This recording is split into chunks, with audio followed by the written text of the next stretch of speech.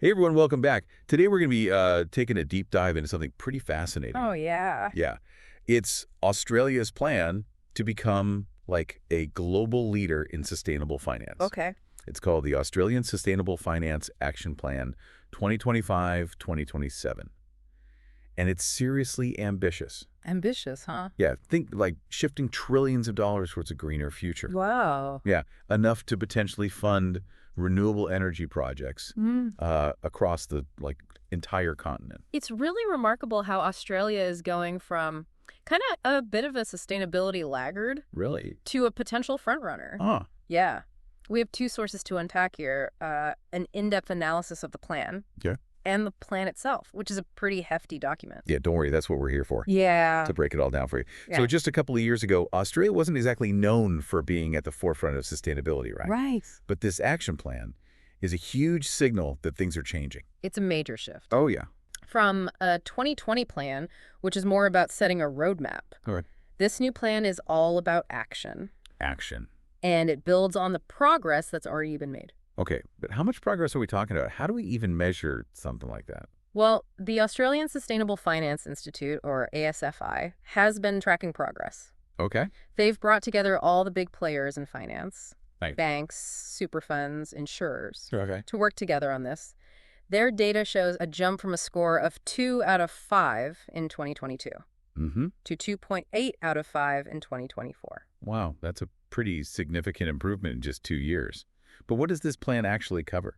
Is it just about climate change? No, it's much broader than that. Okay. It tackles a whole range of sustainability issues. Okay. We're talking about protecting nature, Okay. respecting First Nations rights, Right. and even building community resilience. That's a pretty big scope. So how does the plan actually work? Where do they even begin to tackle all of this? The plan is built around 8 key action areas, and each one has specific initiatives with clear responsibilities assigned to different groups. Think of it like a giant checklist for making Australia's financial system sustainable. Okay, so give us the rundown. What are these 8 action areas? They are sustainable finance, policy, and regulation, alignment of regulatory settings with sustainability, Okay. national targets, plans and policies, Got it. data and reporting, Mm. financial innovation, Okay. leadership and culture, capability, Mm. and international engagement and collaboration. All right, that's quite a mouthful. Let's dive into some of the highlights, the things that really jumped out at us from this plan. One of the most striking aspects is the sheer scale of the financial commitment. Oh. We're talking about a whopping AU $37 trillion. Wow. That's trillion with a T. Okay. In assets under management that are being directed towards positive social and environmental outcomes. To put that into perspective, that's larger than Australia's entire GDP. But are we talking about donations here? You know, Or is this money actually meant to make a return? it's not about charity. Okay. It's about embedding sustainability into the core of financial decision-making. The plan is saying that sustainability is good for business, and it's pushing for financial institutions to consider these factors when they're deciding where to invest. So it's like saying, hey, you can make money and do good for the planet at the same time. Exactly. But how do they plan to convince these financial institutions to actually do that? One way is through encouraging them to adopt the sustainability taxonomy. Okay. It's a framework for classifying economic activities that contribute to environmental objectives. Basically, it's like a guidebook that helps investors identify which projects are truly sustainable. So instead of just calling something green, this taxonomy helps investors make sure it actually walks the walk. Exactly. It brings clarity and consistency to sustainable investing. And the plan doesn't just stop at encouraging voluntary adoption. It also aims to tackle regulations that are actually hindering sustainability efforts. Like what kind of regulations? Can you give us some examples?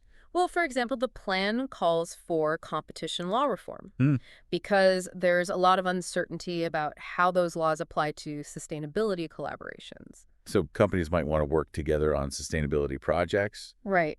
but they're worried about getting in trouble with the law. That's right. They're being held back by outdated regulations. And another area they're looking at is the your super performance test. Okay. It's meant to make sure that superannuation funds are performing well, but it might actually be discouraging funds from making sustainable investments. Wait, so funds could be penalized for trying to do the right thing? Yes, because the current design of the test might inadvertently favor investments that deliver higher short-term returns, even if they're not so good for the planet in the long run. That definitely sounds like a problem they need to address. Right. What else is the plan doing to make sure that sustainability becomes the default, not just an option? Well, the plan emphasizes aligning national policies with sustainability goals. Right. This includes setting an ambitious 2035 nationally determined contribution, Okay. or NDC, Mm-hmm. for reducing greenhouse gas emissions. Okay, so for those of us who don't speak fluent climate policy, what does that actually mean? This NDC is basically Australia's pledge to the world on how much it will cut greenhouse gas emissions. Mm-hmm. It's a serious commitment that requires significant changes across the entire economy. So it's not just about tweaking things around the edges. This is about a fundamental shift in how Australia operates. Right. And how does this new plan fit into that bigger picture? The plan is a key part of achieving that NDC. Okay. By directing trillions of dollars towards sustainable investments, it can help accelerate the transition to a low-carbon economy. All right, so we've got ambitious targets Mm-hmm. and a plan to mobilize trillions of dollars. That's a good start. But how do we know if it's actually working? That's where data and digitization come in. Okay. The plan is pushing for reliable and accessible data on all sorts of sustainability issues. They want to digitize sustainability reporting so that everyone can track progress and hold each other accountable. Transparency is key. But with so much data out there, it can be overwhelming. How do they plan to make this information useful for everyday investors like you and me? One of the key initiatives is developing national, accessible data sets across various sustainability issues. Imagine having a central hub where you can easily compare data on things like climate risk, Mm-hmm. environmental impact, and social responsibility for different companies and investments. That would be incredible. It would empower investors to make informed decisions and choose companies that align with their values. Exactly. And it would also enable financial institutions to better assess sustainability risks and opportunities in their portfolios, and even develop new financial products tailored to specific sustainability objectives. So this isn't just about making information available. Right. It's about making it useful and actionable. Mm. But let's be realistic. Data and reporting can sometimes feel a bit dry. Yeah. Where's the excitement? Where's the innovation? Don't worry, there's plenty of that too. The plan has a big focus on financial innovation, and that's what we'll dive into next. All right, you mentioned financial innovation. Yeah. That sounds way more interesting than data and reporting. What kind of innovations are we talking about here? Well, the plan outlines three main areas of focus. All right. First, they want to scale up what's called blended finance. Okay, blended finance. Mm-hmm. That sounds a bit like financial alchemy. Yeah. Can you break that down for us? What does that even mean? Imagine you're trying to build a renewable energy project in a developing country. It's a good project, good for the planet, has the potential for a decent financial return, but it's also seen as a bit risky. Oh. So private investors are hesitant to put their money in. That makes sense. Yeah, Investors want to be sure they'll see a return on their investment, especially if it's in a developing country. exactly. Yeah. That's where blended finance comes in. Okay. It combines public funds, Uh-huh. which are often more willing to take on some risk, Yeah. with private capital. Right. This helps to reduce the overall risk of the project and makes it more attractive to those private investors. So it's like the public funds are providing a safety net, encouraging more private investment to flow into these sustainable projects. Precisely. Okay. It's a way to leverage smaller amounts of public money to unlock much larger amounts of private capital. Okay. And it's not just about renewable energy. Oh. Blended finance can be used for a wide range of sustainable projects, from clean water initiatives to sustainable agriculture. That's pretty cool. It Yeah. seems like a smart way to get more money flowing towards projects that are good for the planet. Yeah. What else is on this financial innovation agenda? Well, the plan also calls for the development of new financial products, specifically designed to address sustainability challenges. So instead of just trying to fit sustainability into existing financial products, they're creating entirely new ones. Exactly. We're talking about things like green bonds, which are specifically used to fund environmentally friendly projects, Okay. or sustainability-linked loans, where the interest rate is tied to the borrower's performance on certain sustainability metrics. So if a company isn't meeting its environmental targets, it'll end up paying more in interest. That's right. Interesting. It's a way to incentivize companies to improve their sustainability performance. Right. And there's even talk of developing innovative insurance products that specifically cover climate-related risks. Which is becoming increasingly important as we see more extreme weather events. It sounds like we're on the cusp of a whole new era of sustainable finance. Yeah. But all this innovation is happening at the big finance level. What about everyday people? How does this plan impact communities on the ground? That's where the third focus area comes in. Okay. Establishing community finance vehicles. Community finance vehicles, what are those? It's about giving communities more control over their own sustainable development. Okay. Instead of waiting for big banks or investors to come in, communities can use these vehicles to fund their own local sustainability initiatives. So we're talking about things like community-owned solar farms. Yeah. Or local investment funds that support sustainable businesses. Exactly. Okay.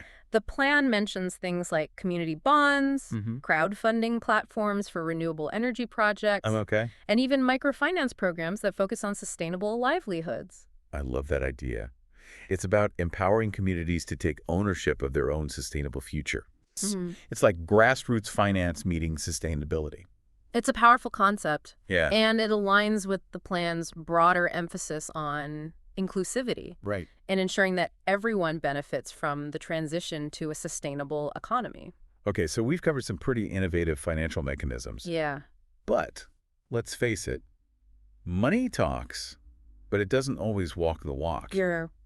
How does this plan ensure that all this money actually leads to real change on the ground? That's a great question. Yeah. And this is where the plan gets into the nitty-gritty of shifting corporate culture and leadership. It's all well and good to have innovative financial products. Right. But if companies aren't genuinely committed to sustainability, then it's all just window dressing. You're absolutely right. And the plan acknowledges that. It's not just about throwing money at the problem. It's about changing mindsets and behaviors. So how do you change the mindset of an entire corporate sector? Wow. How do you make sustainability more than just a buzzword in the boardroom? Well, the plan outlines some pretty concrete steps. Okay.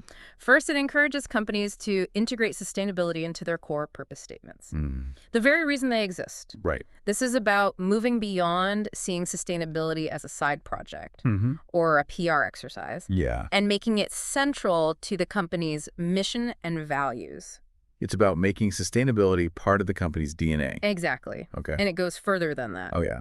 The plan suggests linking executive remuneration to sustainability performance. Okay. So if a company isn't meeting its sustainability targets, the CEO and other top executives could see their bonuses shrink. Wow, that's put your money where your mouth is. It makes sustainability a bottom line issue, not just a feel-good initiative. It's about aligning incentives. And it's not just about the top brass. Oh. The plan also encourages companies to set clear sustainability targets and KPIs for all employees, from the factory floor to the marketing department. So sustainability becomes everyone's responsibility, not just the job of a sustainability officer tucked away in a corner office. Precisely. Okay. It's about creating a culture where sustainability is embedded in every decision, every process, every aspect of the business. That makes a lot of sense.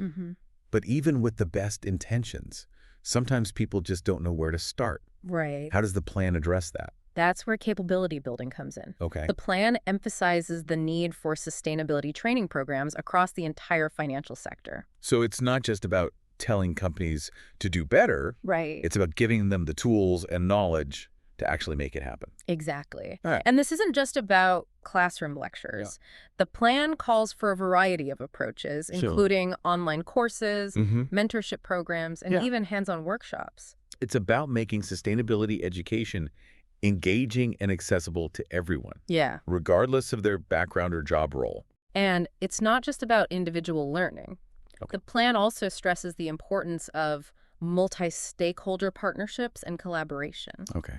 This is about bringing together people from different sectors, government, business, academia, civil society, to share knowledge, pool resources, and work together to find solutions. Because no one has all the answers, right? Yeah.